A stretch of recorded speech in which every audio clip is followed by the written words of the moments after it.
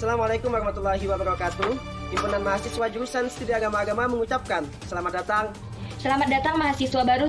Selamat datang mahasiswa baru Studi Agama-Agama tahun 2020. Kepada mahasiswa baru, mari kita ramaikan Semarak SAA Sabtu 19 September 2020. Sabtu 19 September 2020. Ayo ramaikan Semarak SAA. Ayo ramaikan Semarak SAA. Ditunggu kehadiran kalian. Bersatu dalam ragam meningkatkan kerukunan. Nama beliau, nama kakak yang akan menjadi moderator nanti yaitu Muhammad Najib Asfa. Say hi dulu Kak Najib. Mana Kak Najib? Hai. Oke, beliau ini asli dari Banjarmasin. Bukan ya, aslinya dari Jawa. Cuman menetapnya sekarang di Banjarmasin. Beliau ini, Masya Allah, organisasinya bagus, akademisinya bagus juga. Beliau juga salah satu penerima beasiswa program khusus ulama Fakultas Usuluddin dan Humaniora. Terus langsung saja ya supaya nggak terlalu lama, langsung ke moto hidup beliau. Di sini saya akan bacakan, mungkin buat teman-teman yang paham, ngerti ya.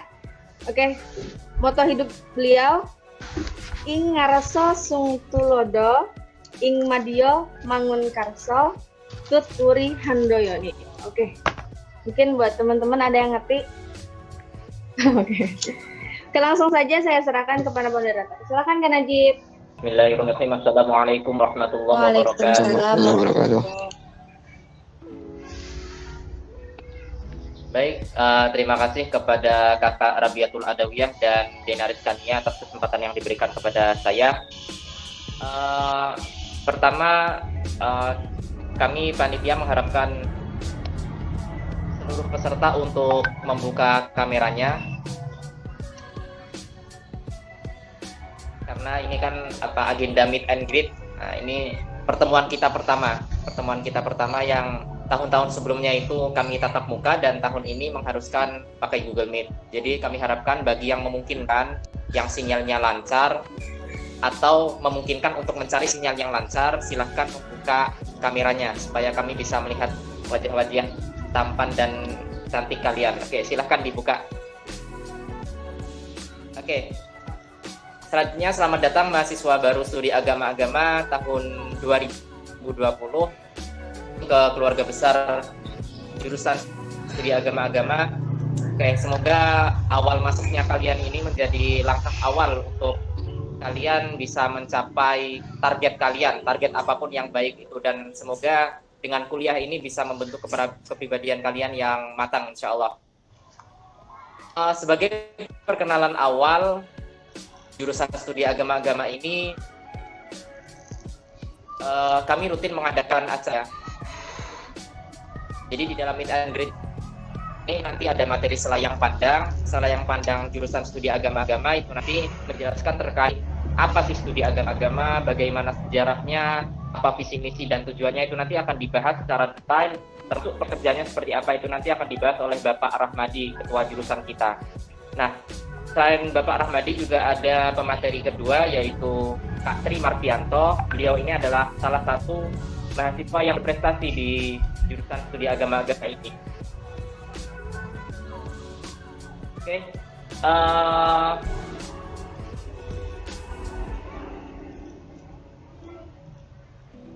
Selanjutnya, untuk mempersingkat, langsung saja kita memasuki materi yang pertama, yaitu izin kulub jari Bapak Rahmadi. Oke.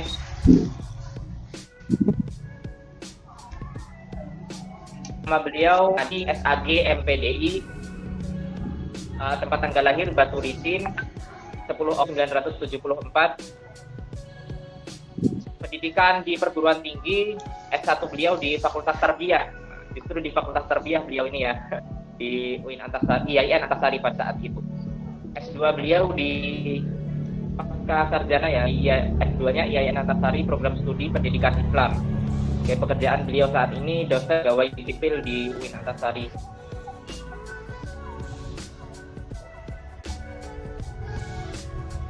riwayat beliau sekarang menjabat sebagai Ketua Program Studi Prodi Perbandingan Agama atau Studi Agama-Agama UIN Antasari Banjarmasin.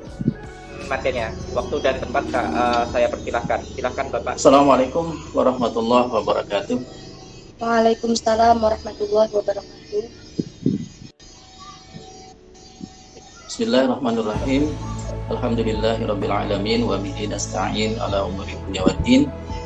Wassalatu wassalamu ala asyrafil anbiya'i wal mursalin wa ala alihi wa sahbihi ajma'in. Terima kasih kepada moderator yang telah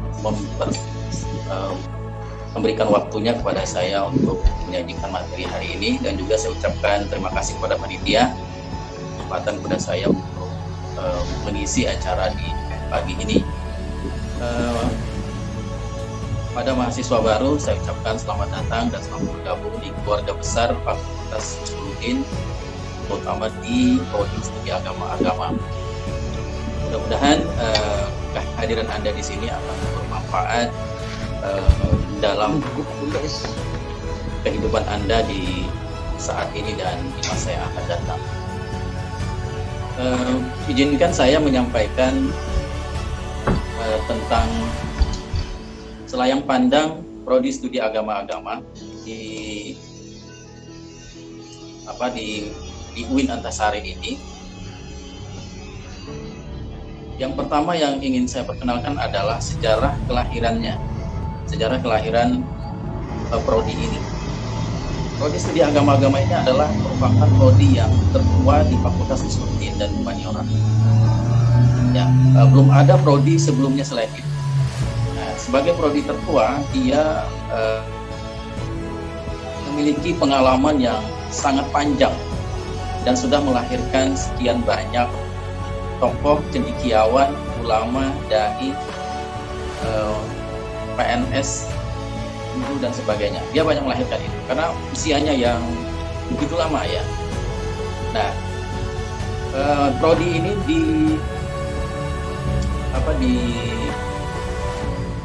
kan pada tanggal 1 Februari 1977. Jadi usianya sudah sangat lama, hampir seusia dengan saya. Nah, perkuliahan pertama dilakukan pada tanggal 7 Februari 1977. Nah, jadi kita bisa menghitung usianya itu berapa. Jadi panjang sekali, sudah 43 tahun prodi ini berada. Nah, dengan segala dinamika dan romantika prodi ini ya, persoalan yang dihadapinya, tetapi sampai hari ini prodi ini tetap eksis dan mampu bertahan. Nah, itu yang pertama. Nah, dulu namanya itu adalah jurusan perbandingan agama. Tetapi oleh kawan-kawan Asosiasi Studi Agama Indonesia yang tadi sudah disebut pada saya sebagai salah satu anggotanya, itu adalah organisasi prodi ini seluruh Indonesia. Mereka sepakat untuk mengubah namanya dari perbandingan agama menjadi studi agama-agama. Nah, kenapa itu kemudian diubah? Situ kata perbandingan itu seringkali menimbulkan kesalahpahaman, sehingga kita sering disebut ilmu perbandingan agama itu seperti pertandingan agama, padahal Asia MA, beliau ini ahli antropologi, ketua LK3, masih ketua apapun saya lupa nih. Ketua LK3 beliau ini sangat aktif dalam dialog lintas iman, hubungan antar agama nih, sekali. Berikutnya adalah Ibu Husnul Khatimah. Ya, ini sekarang menjadi sekretaris prodi di AFI.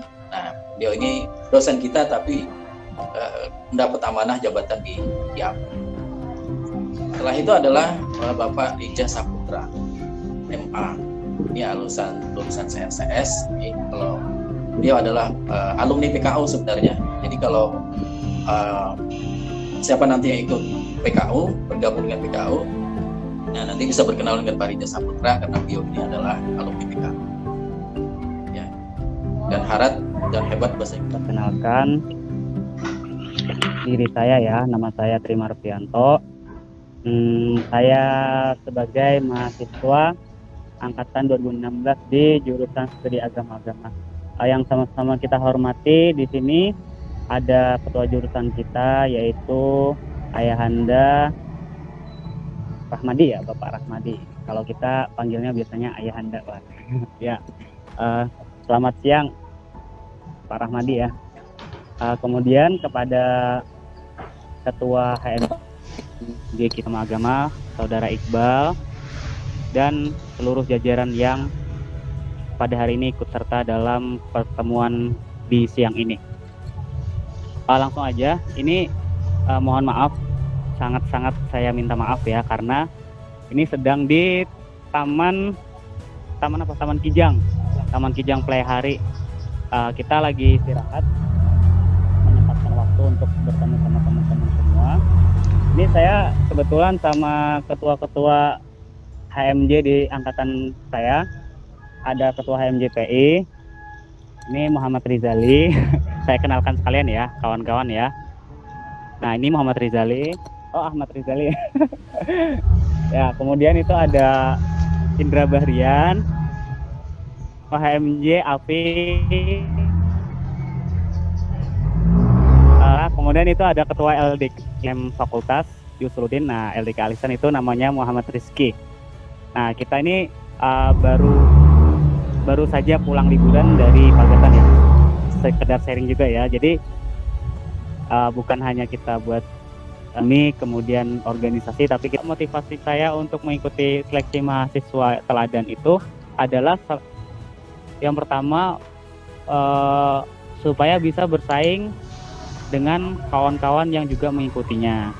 Yang kedua, saya mencoba gitu, saya memberanikan diri untuk mencoba sesuatu yang baru. Yang ketiga, pengalaman, ingin mencari pengalaman dari bagaimana seleksi yang diadakan, baik itu di ranah fakultas maupun di luar kampus. Mungkin itu aja ya, dan mohon maaf ya bising mungkin dan saya kurang fokus karena di jalan dari Pagatan ini baru sampai ke Playhari, belum sampai ke Banjarmasin. Jadi kadang-kadang ya juga ada yang gitu julid tentang mahasiswa yang ikut organisasi atau organisatoris. Nah, pun sampai ada juga yang mengatakan, wah kalau sudah ikut organisasi jarak antara perempuan dan laki-laki ini kayak nggak ada batasnya gitu kan. Ada juga yang ya memang ada sih, kita nggak bisa pungkiri karena pemuda ya, namanya anak muda juga zaman sekarang suka sekali dengan namanya, bukan suka ya, udah dari dulu itu kayak pacaran, kemudian cari pasangan di organisasi. Ya kita nggak bisa pungkiri. Tapi ada juga kok kawan-kawan yang bisa menjaga gitu, bisa menjaga namanya, bisa menjaga jarak, bisa menjaga hatinya, matanya gitu, perasaannya. Kalau bahasa kita tuh ada hati yang harus dijaga. Ya gitu ya. Ya, lah organisasi yang didirikan oleh senioran kita. Kemudian saya mulai tertarik untuk mencari teman sedikit demi sedikit untuk terbuka dengan orang lain dan berkawan gitu, berteman, saling berdiskusi dan berkomunikasi, belajar untuk menyampaikan pendapat.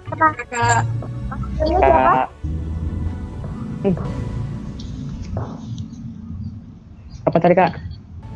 Nama panggilannya siapa? Alif Kak. Siapa? Alif. Ya. Hai Kak Alif, kayak gitu semuanya.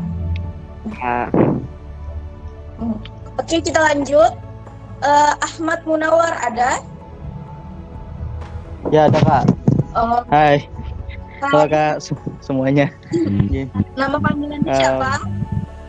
Ya panggilnya Mun atau War lah, gitu aja antara dua itu. War. Bisa Mun bisa War. War jadi perang nanti kalau misalnya di Indonesia. Bisa perang Pak. Perang. Oke, jadi ini namanya Munawar ya kakak. Lanjut ke Ali Akbar, ada nggak Ali Akbar? Hadir Kak. Say hi dulu dong sama kakaknya. Wah, halo. Halo, guys. Hai. Panggilannya siapa nih? Ya, Ali. Asalnya? dari Sungai Lut, Kai. Oh, dekat aja. Dekat aja ini. Banjar, Kak. Oh, iya. Lanjut ya. Dela Nur Hasana. Ada Kak? Dela Nur Hasana? Dela. Ada Kak. Dari Perawatan. Nih, adik Dimas nih. Adik Dimas. Panggilannya Dela, Kak. Iya Kak. Asalnya dari mana? Dari Berau, Kalimantan Timur. Berau. Oh, sama. Saya juga dari Kaltim. Salam Ya. Salam juga. Halo Dela. Dela. Siapa dulu? Astaga. Oke, enak lanjut. Dari yang mau mana ada?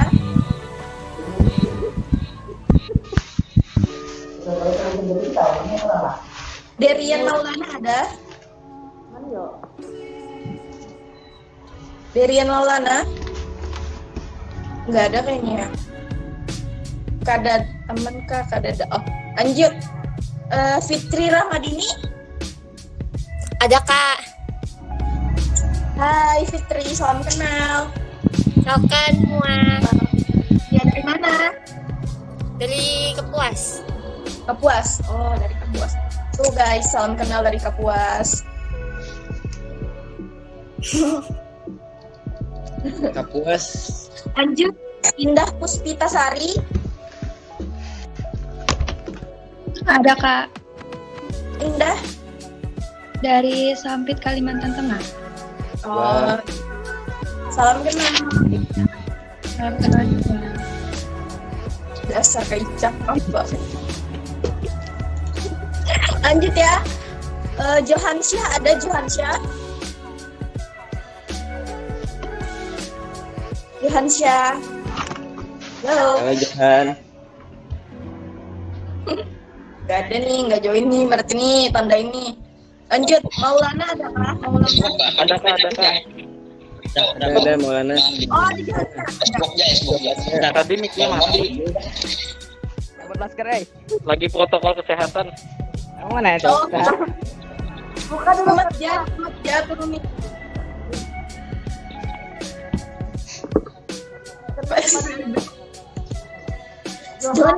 Johan dari mana? Jakarta kah? PSBB kah? Dari Banjarmasin. Dia tepatnya di Jalan Sakaparmai. Jadi yang itulah ya, kita tidak memandang mendirikan pengajar non muslim di tempat kita. Tempat kita juga tidak ada non muslim. Dulu pernah juga ditanyakan, boleh nggak non muslim kuliah di UIN misalnya. Nah itu pernah dijawab oleh pembantu rektor 1. Ya silakan kalau mereka mau ya. Mereka masuk belajar silakan di konsekuensinya. Kalau mereka dari mana? Ya silakan karena memang tidak ada larangan aturan akademik kita untuk itu. Ya.